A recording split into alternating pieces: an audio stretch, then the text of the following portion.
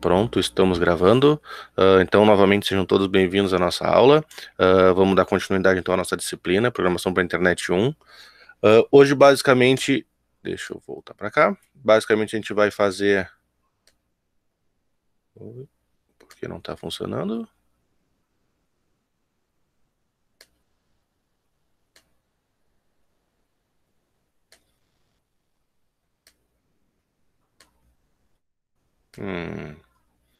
Tão bom quando isso acontece. Espera aí que eu vou ter que abrir de novo.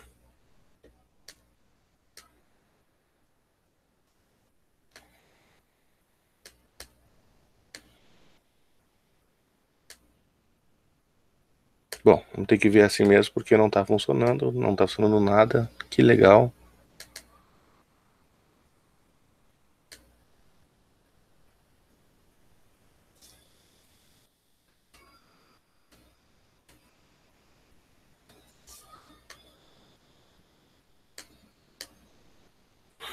Ai, meu Deus. Tão bom quando essas coisas acontecem.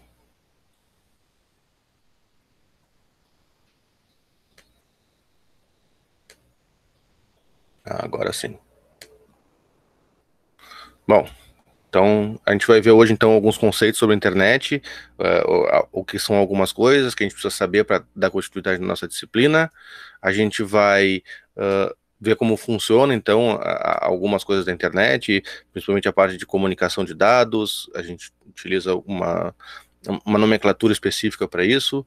Como funciona a navegação, então, o que o navegador faz, o que o servidor faz, qual é todo esse trâmite que passa.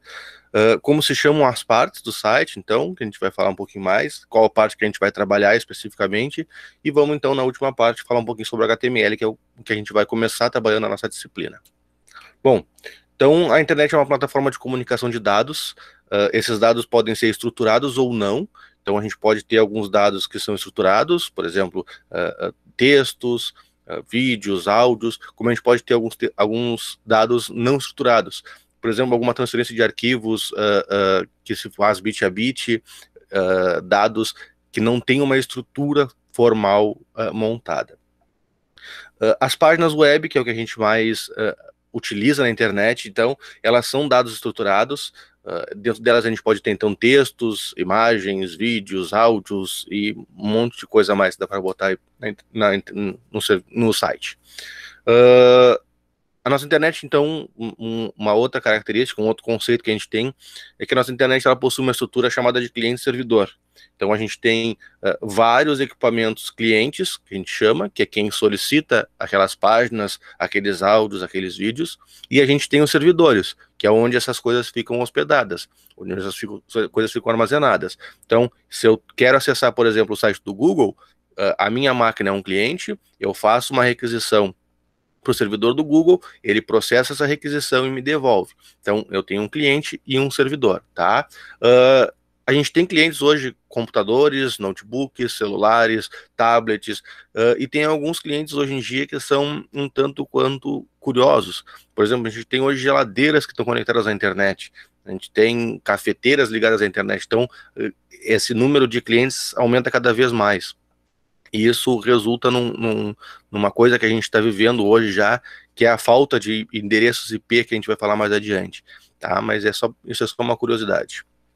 Bom, um outro conceito que é muito importante que a gente precisa saber para a internet é a nomenclatura que se dá para o endereço que a gente vai utilizar, tá? Pensem no endereço, uma URL que a gente chama, que não é URL, é URI, a gente está acostumado a ver como URL. A URL é só a primeira parte do endereço, é só o local onde essas informações estão armazenadas. No caso do nosso Moodle, ele está armazenado no moodle.gravataí.ifsu.br. Isso é o URL dele, tá? Tudo que vier depois dessa URL, para te dizer qual o arquivo tu quer utilizar e qual o caminho desse arquivo, são outras nomenclaturas que se dá, tá? O caminho universal que a gente chama, ou o local aonde está aquele arquivo, aquele documento que eu quero procurar, é chamado de URN, tá? Que é Universal Resource Name, ou o nome de recurso universal. Ele é basicamente o endereço, a localização, ou em qual pasta está o documento que a gente quer achar e o nome desse documento. E a gente tem a junção dessas duas informações, mais o protocolo que a gente vai utilizar, que é chamado de URI, Uniform Resource Identifier. Ele basicamente é o endereço em si. Aí eu tenho o host, aonde que está localizado, o servidor que está localizado esse documento, o caminho até o documento e mais algumas informações que podem ser inseridas depois, que aí é parâmetros que a gente chama, que a gente vai ver lá, vocês vão ver lá no ano que vem em PHP, que a gente trabalha mais com essa parte de parâmetros. Mas além de ter esse host e esse caminho dos arquivos, a gente tem também o protocolo. O protocolo pode ser HTTP, HTTPS, a gente tem diversos tipos de protocolos que podem ser utilizados na internet. Esses dois, HTTP e HTTPS, são os principais, são os que a gente mais utiliza, justamente por ser o protocolo de navegação na internet, eles são os mais utilizados. Mas a gente tem protocolo UDP, a gente tem protocolo FTP, tem um mundo de protocolos que foram criados para tramitação de dados na rede de computadores, na internet, no caso. Os principais, então, que a gente tem hoje para navegação na internet é o HTTP, HTTPS, mas a gente, por exemplo, quando vai tramitar vídeo, quando vocês vão ver um vídeo no YouTube, ele utiliza um outro protocolo, que é o protocolo UDP. Esse protocolo UDP, ele não tem tanto controle sobre a informação que está vindo, então ele consegue carregar a informação mais rápido, os pacotes ficam menores e ele consegue trafegar esses dados mais rápido para vocês baixarem os vídeos para vocês. Mas isso é só curiosidade. Então a nossa URI fica, no caso do Moodle, é https, protocolo, moodle.gravataí.ifsu.edu.br, o host, a URL, e o /curso/view é a URN, então, que é a localização onde está esse meu arquivo, tá? Então, para mim fazer uma navegação na internet de forma precisa e correta, esse seria o que a gente utilizaria. A gente utilizaria a URI, porque daí eu vou diretamente ao documento. Tem algumas outras coisas que incluem aqui, porque quando a gente não informa toda o URN, por exemplo, o caminho do site, ele normalmente pega um documento que está na raiz desse site. E normalmente esse documento é chamado de index, que é o indexador, é a entrada do nosso site, é o caminho inicial, tá? Esse index pode ser com várias extensões, o que a gente vai utilizar na nossa disciplina é index.html. Então, sempre que vocês entrarem numa pasta que tiver um index HTML, vocês não precisam colocar esse index.html na URN. Vocês só botam a URL e ele automaticamente vai buscar esse index.html.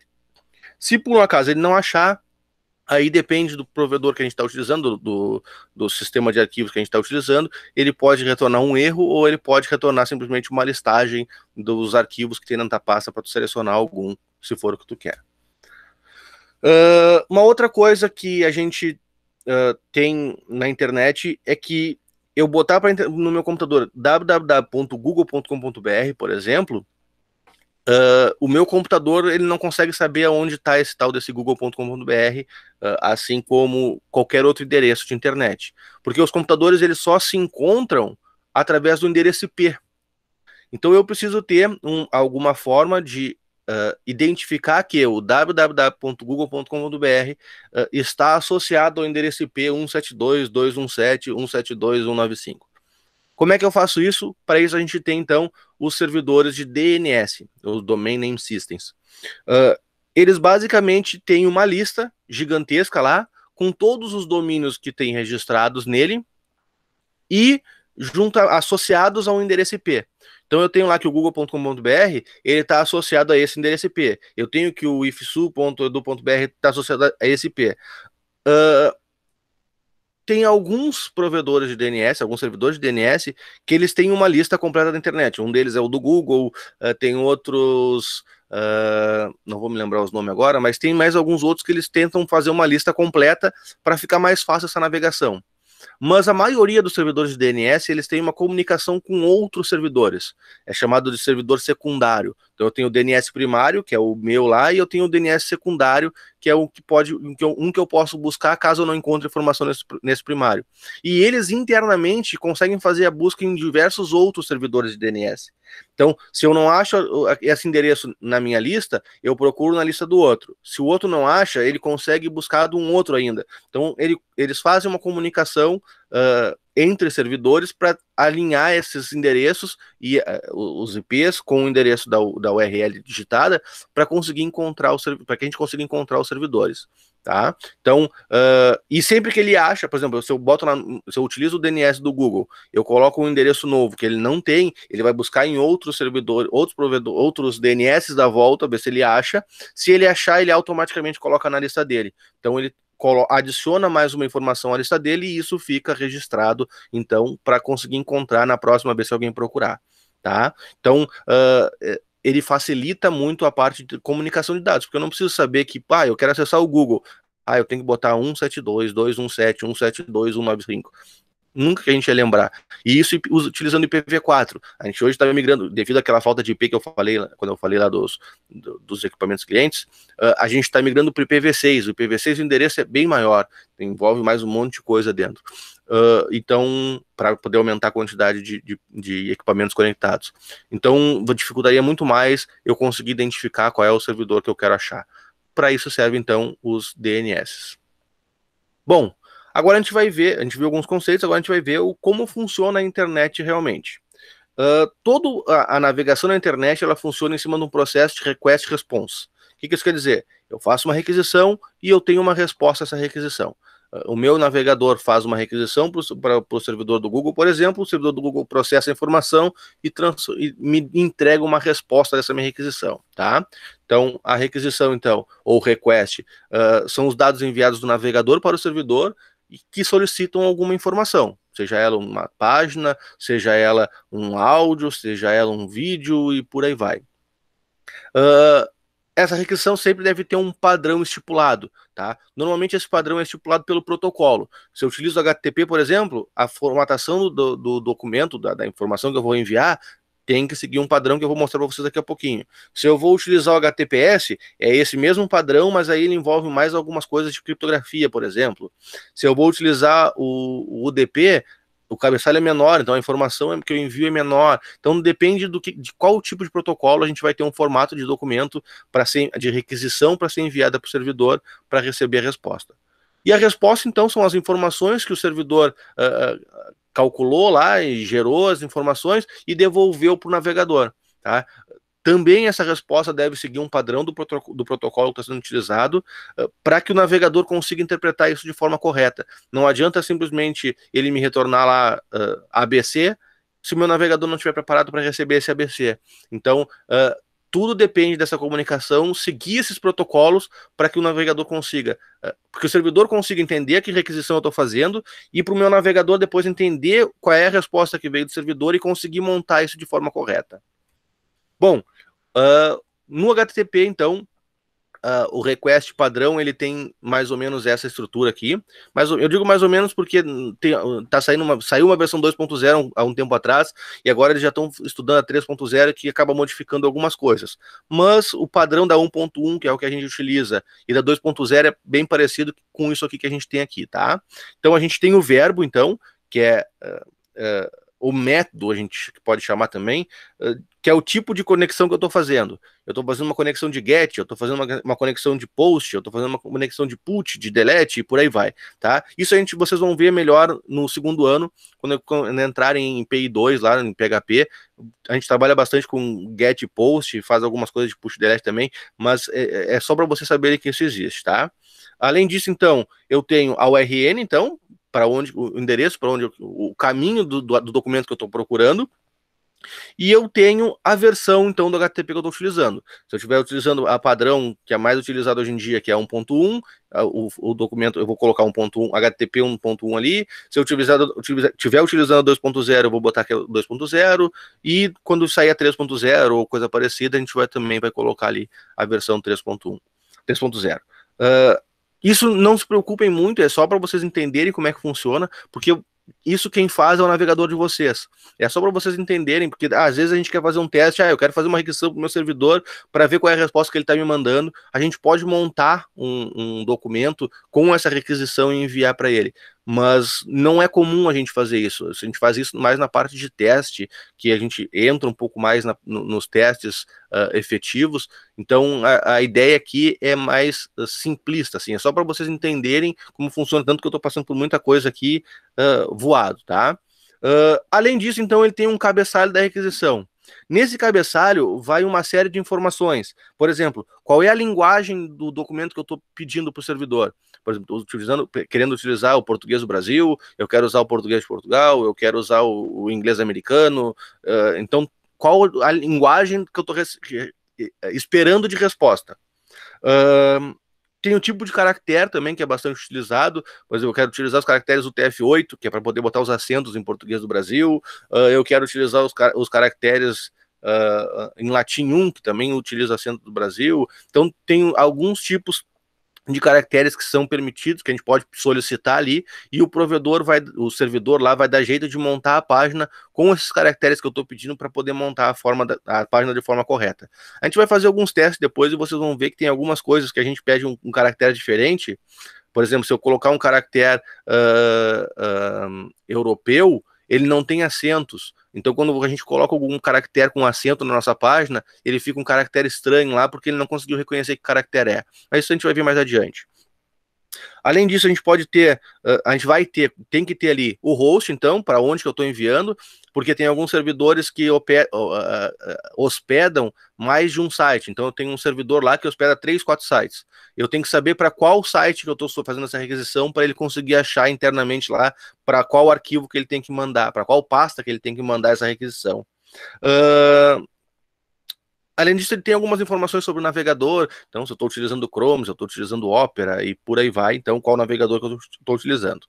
Tá? E no corpo da requisição, normalmente vai vazio, porque eu estou fazendo requisição para a internet, mas quando a gente preenche algum formulário, alguma coisa do tipo, as informações desse formulário vão, então, no corpo da requisição. Então, esse corpo da requisição, normalmente, ele vai vazio, a não ser quando eu estou preenchendo algum formulário ou quando estou enviando algum dado, então, para o servidor.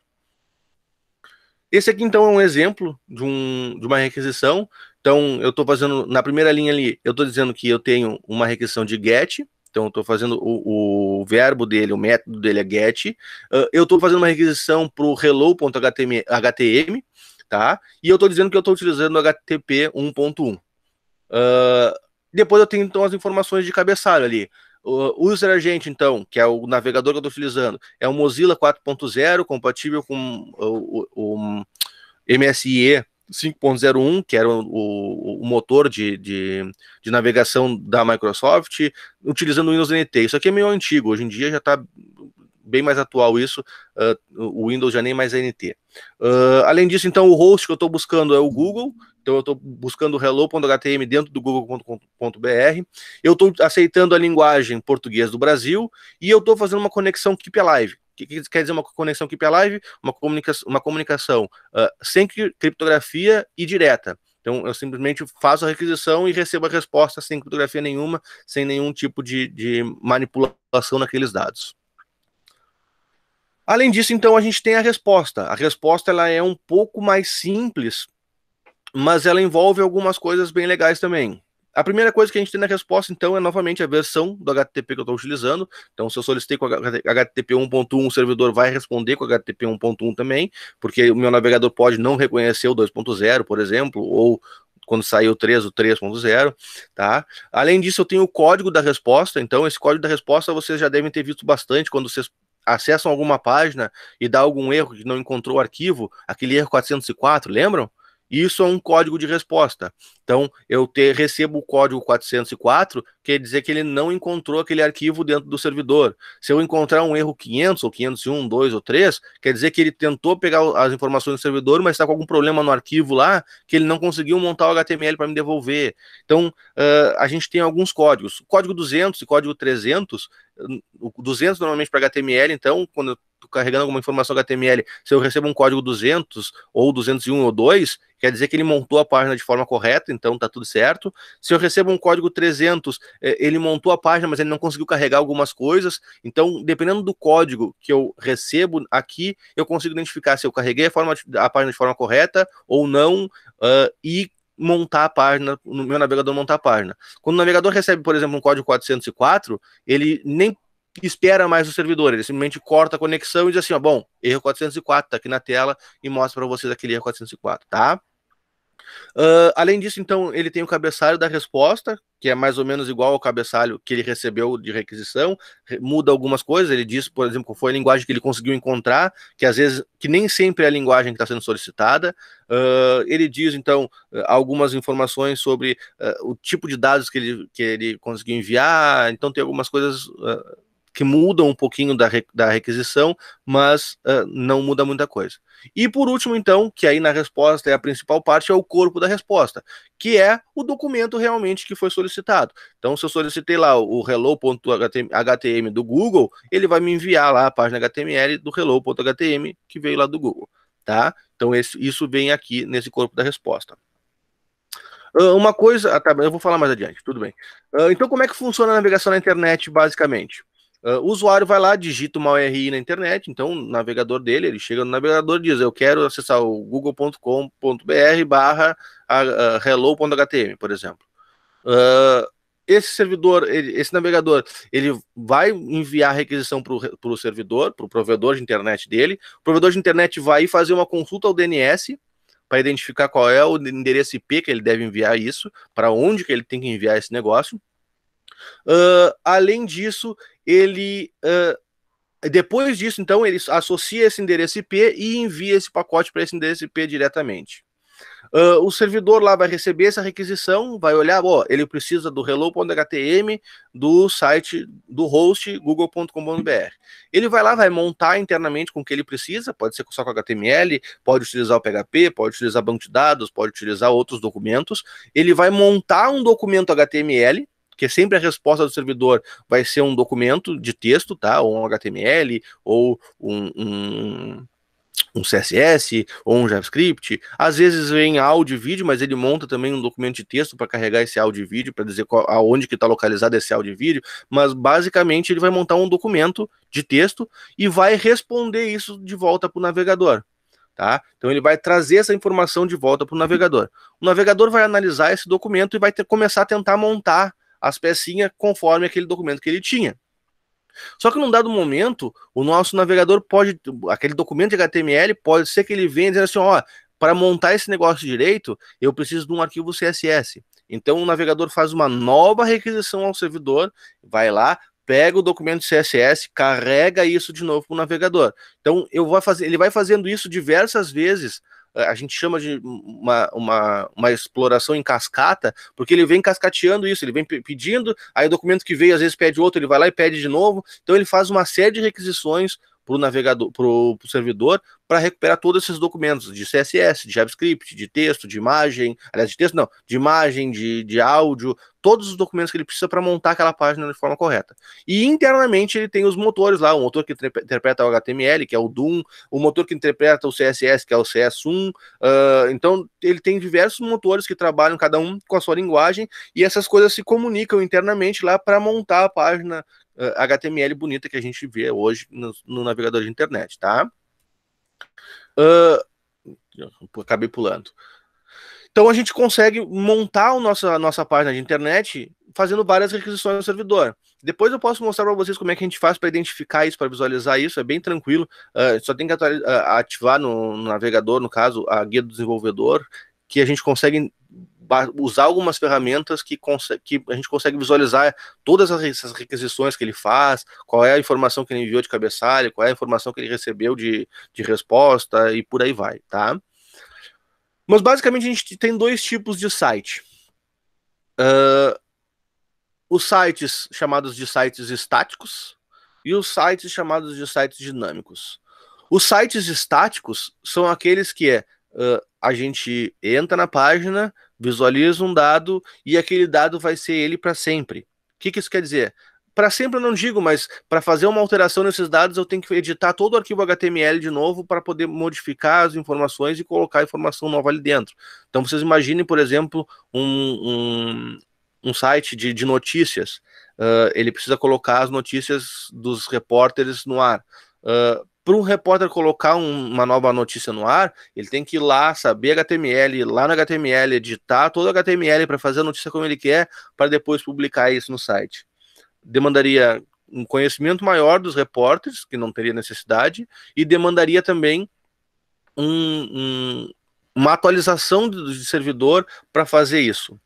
Para isso, então, foram criadas ferramentas para desenvolvimento, que a gente chama de back-end, que é a parte de trás, que utiliza outras linguagens, então pode ser o PHP, pode ser o .NET, pode ser o Node.js, pode ser o Python, pode ser diversas linguagens que trabalham na parte de trás do site, e isso associado então com um banco de dados, o que facilita muito, por exemplo, na parte de notícias, quando o repórter quer colocar uma nova notícia, ele vai lá e digita o texto, coloca as imagens que ele quer, ele gera um documento como se fosse um texto normal, e depois salva isso no banco de dados. Quando eu quero atualizar minha página, eu simplesmente vou lá no banco de dados, pego as informações, carrego, coloco elas em algum lugar ali na minha página que já está pré-estabelecido, no meu HTML, que está pré-estabelecido, e monto a página dinamicamente. Então, ele vai montar o HTML no fim das contas, mas ele vai lá e vai buscar informações no banco de dados para modificar essa página sempre que houver uma alteração lá no banco de dados, sempre que eu tiver uma alteração que não é sistêmica, é uma alteração mais de dados mesmo, de informação, tá? Então a gente tem dois tipos de dados, de sites estáticos e sites dinâmicos. Sites estáticos utilizam o quê? HTML, CSS e JavaScript. Basicamente o que a gente vai ver na nossa disciplina. Então a nossa disciplina a gente vai trabalhar somente com sites estáticos? Sim, a gente vai trabalhar somente com sites estáticos e a gente vai ver o porquê que é tão importante essa parte estática. Porque mesmo os sites dinâmicos, eles têm essa parte que é estática. Eles têm o HTML, o CSS, o JavaScript deles, só que eles têm algumas partes dele que ele consegue modificar o texto ali, as informações que estão ali dentro, para mostrar para o usuário uma parte de dinamicidade desse site. Bom, então como é que está dividido esse site, então? A gente tem a parte estática, chamada de front-end, então a parte que o usuário vê, e a gente tem a parte de trás, que o usuário não vê, que é a parte de back-end, que é o que vocês vão ver ano que vem em PI2, tá? Elas conversam muito bem entre si, então eu consigo carregar dados do back-end dentro do front-end para mostrar na tela, o front-end consegue fazer requisições lá para o back-end para trazer uma informação específica para mostrar na tela, e por aí vai, tá? O front-end ele trabalha basicamente com HTML, CSS e JavaScript. A gente vai trabalhar com HTML5, CSS3 e o JavaScript na versão 5.0 ou 6.0, não tenho certeza agora qual é a versão que ele está agora, tá? Mas a gente vai trabalhar com as últimas versões que a gente tem dessas três linguagens para a gente poder desenvolver os sites e vocês poderem sair do curso, se quiserem, trabalhando com front-end sem problema nenhum. Além disso, a gente tem o back-end. No back-end, inclui um monte de coisa. A parte de servidor, de banco de dados, autenticação de usuário, hospedagem, e-mail, mensagens. É um mundaréu de coisas, tá? Tanto que a gente tem algumas imagens que demonstram mais ou menos o que seria essa internet, esse site de internet. A gente tem como se fosse um iceberg. A parte de cima, que normalmente é uma parte pequena, é o nosso front-end, nosso HTML, CSS, JavaScript. E a parte de baixo do iceberg, ele é uma montanha gigante com um monte de coisa ali dentro, tá? A gente tem servidores web, Apache, Nginx, o IIS, um monte de servidores web. A gente tem a parte de aplicação mesmo, que é o PHP, o Python, qual as linguagens que a gente vai utilizar.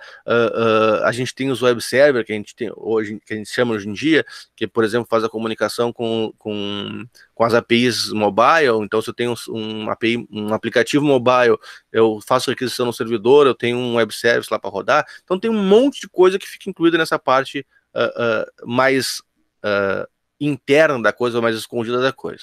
Uma outra imagem que ilustra isso, para ficar mais fácil de entender, o usuário vai ver só a parte bonita da coisa, só o front-end, só a cara bonita da coisa. O monstro que está por trás, ele fica sempre escondido, tá? Então ele está sempre funcionando, entregando o que precisa, mas ele é escondido. Então, normalmente, quando a gente vai trabalhar com a parte de back-end, a coisa é um pouco mais nervosa do que deveria ser, tá? Bom, nessa disciplina a gente vai trabalhar com o quê? Basicamente com o front-end, tá? Então a gente vai trabalhar diretamente com HTML, CSS e JavaScript pura e exclusivamente. Nesse primeiro semestre, a primeira etapa, a gente vai trabalhar com HTML e grande parte do CSS, que são mais simples, mais fáceis, e a segunda parte, então, a gente vai trabalhar com JavaScript em si, tá? Vamos falar um pouquinho sobre HTML, então, introduzir a linguagem que a gente vai começar a trabalhar na nossa disciplina. HTML nada mais é do que um acrônimo de Hypertext Markup Language, ou linguagem de marcação de hipertexto. Ele foi criado, então, pelo Tim Berners-Lee, esse rapaz bonito aí, da foto, lá no final da década de 80, para poder disponibilizar para os colegas dele de faculdade, da universidade e de outras universidades, inclusive, os textos que ele produzia, os artigos científicos que ele produzia dentro do laboratório dele.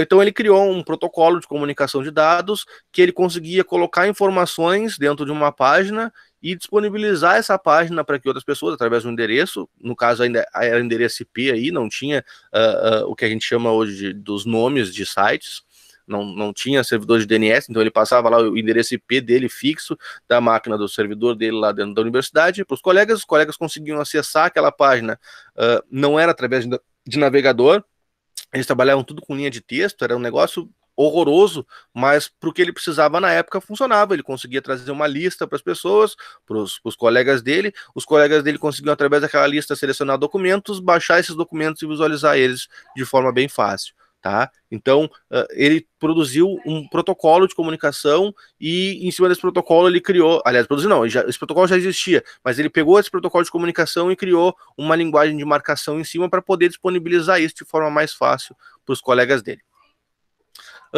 Atualmente, então, o HTML se encontra na versão 5.3, ela é recomendada desde 2018, então, como sendo a última versão, vamos botar assim, estável do HTML, que todos os navegadores aceitam.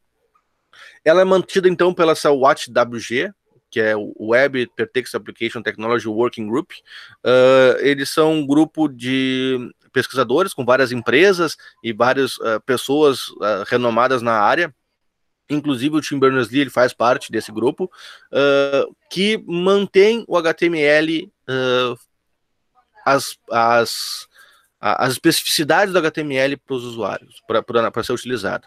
Tá? Antes desse grupo trabalhar com HTML, existiam outras versões de HTML, eles entraram no HTML5. Existiam outras versões de HTML que quem mantinha era a W3C. WTC, o World Wide Web Consortium. Era um consórcio também de empresas e pesquisadores que mantinham o HTML. Só que o HTML lá nas versões anteriores. Aí quando eles criaram um XHTML, que lembro na aula passada que eu mostrei para vocês os livros, e tinha 2 livros que trabalhavam com XHTML. A W3C eles criaram XHTML e eles meio que tentaram avançar com o XHTML, mas ele tinha uma série de restrições, não conseguiam avançar muita coisa em cima dele, então era meio trancada a coisa em cima do XHTML. O WatchWG esse, eles em 2004, então, eles lançaram a versão, eles começaram a pensar a versão 5 do HTML, que em 2006 foi lançada, então, a primeira especificação do HTML5 para ser utilizado. Tá? Em 2019, o HWG e a W3C assinaram um termo de cooperação. O que quer dizer? As duas empresas, porque não são empresas, são consórcios de várias empresas, mas os dois aglomerados se juntaram para melhorar o HTML5, trazer algumas coisas do XHTML que funcionavam bem, que no HTML5 não estão funcionando tão bem, e melhorar o HTML5 para ele ser cada vez melhor. E eles já estão estudando, não tem data ainda, eles colocam em breve, mas eles já estão estudando o HTML 6.0, que seria uma evolução do HTML. Tá?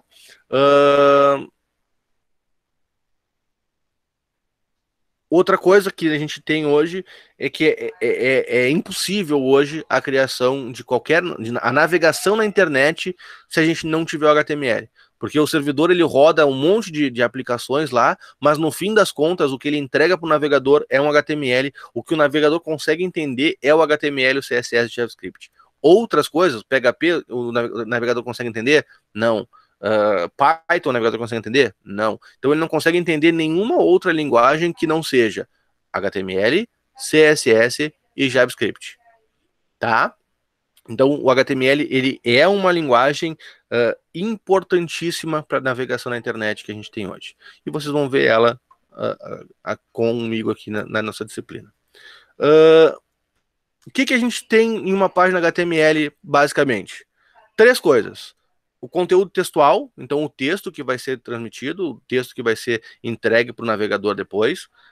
Referências a outros arquivos, então se eu estou utilizando o arquivo CSS, eu tenho uma referência para esse arquivo CSS, eu tenho uma referência para o arquivo JavaScript, eu tenho uma referência para os demais documentos, e eu tenho os marcadores, ou o que a gente chama de tags HTML. Tá? Que a gente vai ver que tem um monte de tag HTML que a gente vai, mas são tags, cada coisa que eu quero fazer tem uma tag. Se eu quero botar um título, por exemplo, eu uso a tag H e um número. Se eu quero botar um parágrafo, uso a tag P. Se eu quero botar um link, eu uso a tag A. Não se preocupem com isso agora, que a gente vai ver isso aí mais especificamente nas videoaulas depois que eu vou passar para vocês. Mas a gente tem cada uma dessas tags, em cada um desses marcadores, uma função específica dentro do HTML, tá? O que é o conteúdo de texto, então? É simplesmente todo o texto que é mostrado para o usuário quando vocês carregam uma página. Então, se eu tenho uma página lá que tem um artigo, esse artigo é o texto da página, tá?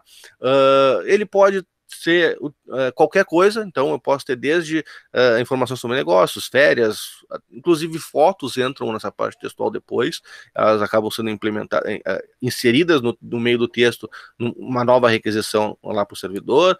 Então, dependendo do foco da página, esse texto modifica, ou, às vezes até com o mesmo foco, o texto modifica de página para página. Além disso, eu tenho referência a outros arquivos, então esses arquivos podem ser CSS, JavaScript, imagem, áudio, vídeo, arquivos SVG, que a gente vai ver mais adiante, que é o Scalable Vector Graphics, todos os documentos que eu carrego para dentro da minha página para poder montar ela de forma correta, a gente tem uma referência dentro do HTML. Então, se eu tenho lá uma imagem, eu tenho uma referência de onde está aquela imagem para poder encontrar no servidor, baixar ela para o navegador e poder mostrar para o usuário da forma correta. E a gente tem os marcadores, que é onde a gente vai trabalhar mais na nossa disciplina, tá? Que são todos os elementos, que todos os elementos da nossa página web tem um marcador específico para aquilo ali. Se eu tenho uma lista, se eu tenho um link, se eu tenho um título, se eu tenho um parágrafo, qualquer coisa que eu for utilizar no HTML, eu tenho uma tag específica para aquilo ali, tá? E a gente vai ver cada uma dessas tags, então, nas videoaulas que a gente vai ter daqui para frente. Então, a estrutura básica do documento HTML seria essa aqui, tá? Esse aqui é um exemplo de um documento HTML que simplesmente vai mostrar text na tela lá, mas o menor documento HTML que a gente tem seria esse aqui, tá? O meta ali não é tão obrigatório, essencial, vamos botar assim, o meta char7 e o TF8 ali, mas é uma das coisas que a gente coloca para poder colocar acentos no nosso documento. Se a gente não utilizar isso e botar acentos, vai aparecer como caractere estranho lá no navegador depois quando a gente for visualizar isso, tá? Então a gente tem a primeira linha. Eu acho que eu tenho especificando, tem. Então na primeira linha daquele documento a gente tinha o doctype HTML. Eu simplesmente estou dizendo para o navegador, olha, eu vou utilizar o HTML, se eu não colocar um número aqui, ele vai ser sempre a última versão. Então eu vou estar utilizando o HTML5 aqui, o 5.3, ou sei lá o que for. Tá? Se eu quiser utilizar um outro HTML, eu vou utilizar outro tipo de doctype. Se eu vou utilizar o XHTML, por exemplo, eu vou dizer que eu vou utilizar o doctype, o XHTML, a versão e mais algumas informações, se for o caso. Tá? Então eu digo qual é a versão do HTML que eu estou utilizando quando eu coloco essa linha aqui. Depois eu utilizo a tag HTML, então, que é o que abre e fecha o documento HTML sempre. Sempre que eu tiver uma tag, aliás, quase sempre que eu tiver uma tag, eu vou ter a abertura dela, que é quando eu não tenho a barrinha, e o fechamento dela quando eu tenho a barrinha. Algumas tags, elas não precisam do fechamento, eu simplesmente abro ela, ele coloca aquela informação na tela e encerra ela por ali. Mas a grande maioria das tags, ela exige uma abertura e um fechamento dela depois, tá? Além disso, então, ela tem alguns atributos que podem ser incluídos nela, que a gente vai ver mais adiante também, que, por exemplo, aqui eu estou utilizando a linguagem português do Brasil, nesse caso aqui, então eu estou dizendo que estou definindo que a linguagem do documento que eu estou trazendo ali é em português do Brasil, então eu vou ter caracteres com acento, eu vou ter algumas informações que pode ser que não funcione em alguns navegadores. Então, isso é uma das definições que diz lá que, lembro que lá no cabeçalho eu tinha qual é o tipo de caractere que eu estou pedindo. Se nossa página não tiver aquele tipo de caractere que ele está sendo solicitado, isso aqui vai ser passado lá no cabeçalho e vai dizer para o navegador, ó, eu só tenho essa linguagem aqui, te serve? E aí o navegador vai conseguir montar da forma que ele consegue, ou vai dizer, ó, não consigo montar, vai dizer para o usuário que deu um erro e não vai mostrar nada, tá? Além disso, o HTML sempre tem que ter as tags head e body, tá? Então eu sou obrigado a colocar o head, que é o cabeçalho da minha página, então vai trazer algumas informações sobre a página, e o body, que é o corpo da página, que aí é o que vai ser mostrado realmente na tela do usuário, tá? A tag head também é aberta e fechada, então sempre tem que ter abertura e fechamento do head. Deve possuir exatamente uma ocorrência da tag title. Então sempre tem que ter a tag title, que é o que vai ser mostrado lá em cima do navegador, na barrinha de navegação em cima dela. É mostrado então o título da página. Se tu não colocar nada, vai mostrar uma informação ali, mas não vai dizer nada. Então uma das referências do HTML diz que é obrigatório colocar a tag title, tá? Ela deve ter sempre vai ter o título da página, que vai ser sempre visível ali no navegador.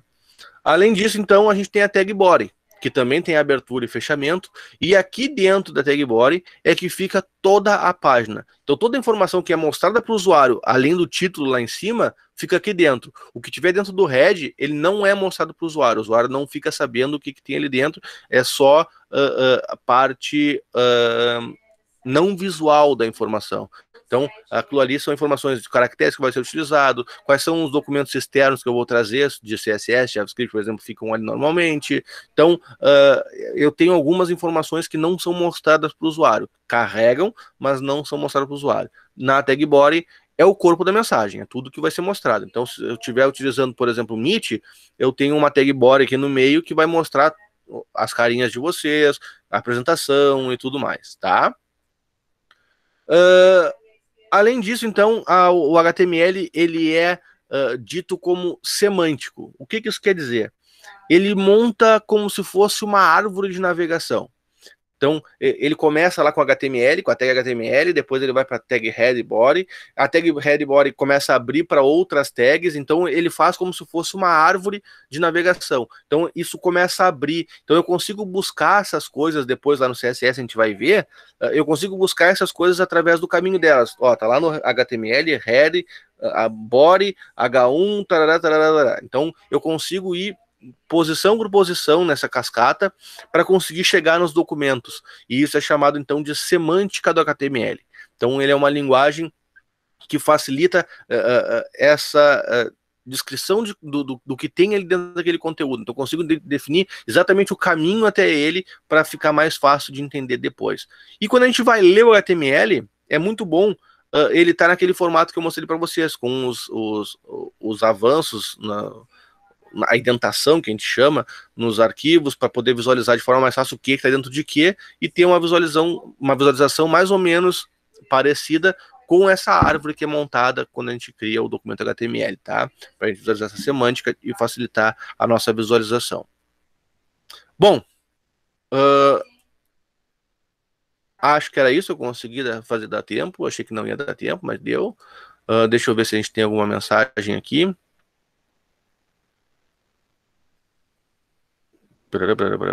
Tá tranquilo assim, dá para ler bem. Tá. Tá. Alguém ficou com alguma dúvida?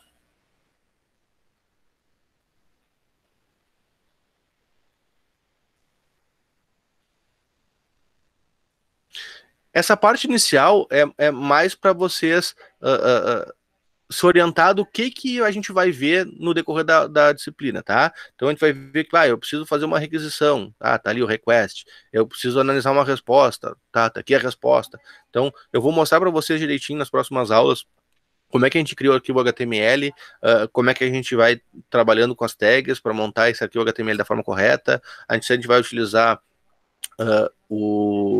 a ferramenta aquela do Fiddle, a gente vai conseguir identificar algumas coisas ali dentro. Quando a gente carrega isso aqui, ele monta aquela parte ali.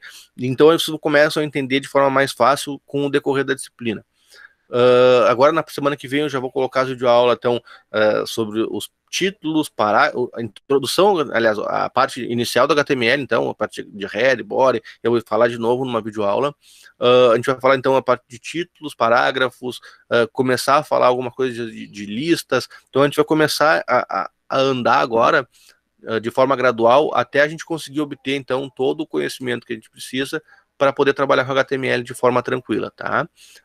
Não se preocupem, não é nada de outro mundo, tá? Tem coisas que são um pouquinho mais complicadas, mas a maioria é bem tranquilo. Deixa eu tirar a apresentação, porque já não vai mais precisar dela. A maioria é bem tranquilo, a gente vai conseguir fazer o que a gente precisa para chegar lá no final você sabendo HTML de boa, sabendo CSS tranquilo para poder fazer isso, e com o JS também na mão para poder trabalhar. Quando vocês forem para API 2, para programação do back-end em si, vocês já vão ter um bom conhecimento do front-end para poder facilitar isso para vocês, tá? Da minha parte era isso. Fico à disposição se alguém tiver alguma pergunta. E tem mais um recadinho. Terça-feira, não sei se já avisaram vocês, mas terça-feira que vem a gente não vai ter aula, tá? Porque tem o conselho de classe. Mas mesmo não tendo aula, eu vou lançar as atividades na quarta-feira, tá? Eu lanço as atividades, as videoaulas e as atividades para vocês na quarta-feira. Vocês vão ter a semana inteira de quarta até terça-feira da outra semana para fazer essas atividades. Na aula de sexta-feira, a gente vai fazer, como a gente não vai ter essa aula da terça-feira para tirar dúvida depois, a gente vai fazer uma aula para tirar dúvidas na sexta-feira, tá? Então, se vocês tiverem alguma dúvida já em cima das atividades que eu vou lançar na quarta, a sexta-feira vocês podem tirar essas dúvidas. Então tentem fazer entre quarta e sexta. Se não der, na terça-feira a gente guarda um espacinho da nossa aula, então, para fazer esse tirar dúvidas na aula de terça-feira, da outra terça-feira. Ok?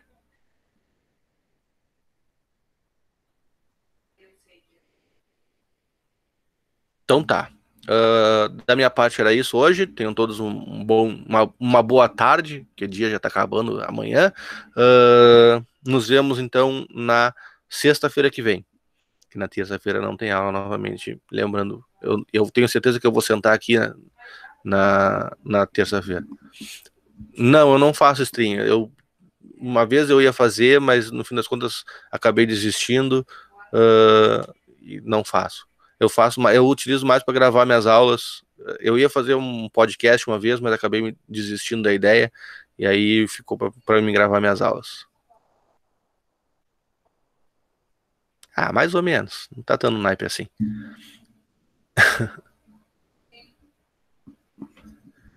Feito então. Bom final de semana para vocês. Lembrando, quarta-feira que vem eu vou lançar o material para vocês e aí vocês têm um trabalhinho para fazer. Tchau. Até sexta-feira.